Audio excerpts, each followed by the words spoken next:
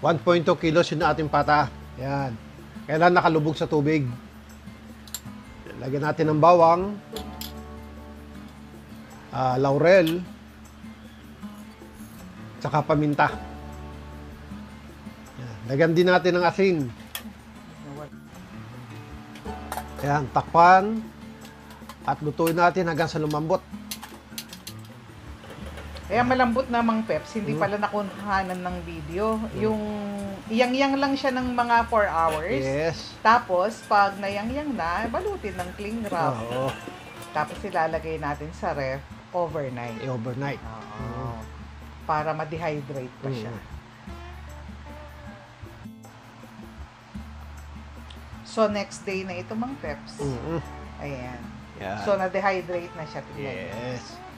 Okay. Ayan. Pahiran lang ng mantika kasi i-air fryer na. Yes. Ito yung crispy pata sa air fryer.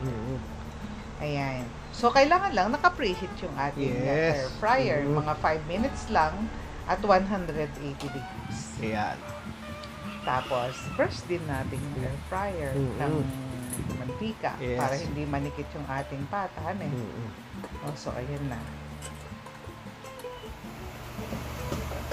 Okay. So, mag-a-adjust tayo ng heat.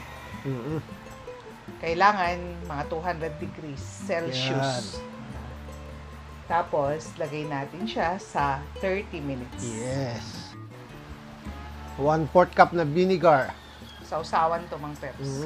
1/4 cup na soy sauce.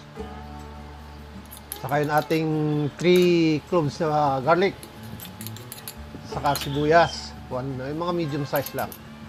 Lagyan din natin ng sili. Saka paminta. Haluin lang mabuti. Tapos, ready na yung ating sausawan. Yes. Ayan na. Tapos na yung 30 minutes. O, malutong na. Kaya lang, syempre yung kabila, hindi pa. Oo. Balik ka rin natin. Lagyan uli ng oil.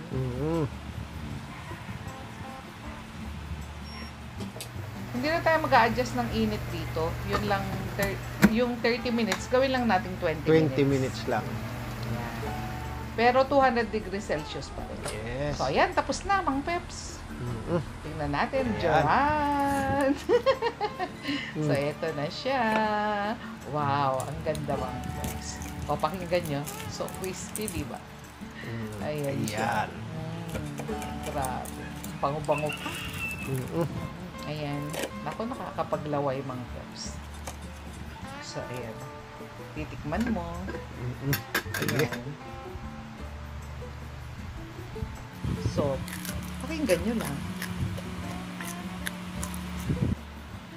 Okay. So, napakalutong po ano. Kailangan i-serve nyo ito with a dipping sauce. Yes. So, tapos na naman po tayo. Maraming salamat po sa inyong panunood. Thank you po. Maraming salamat po.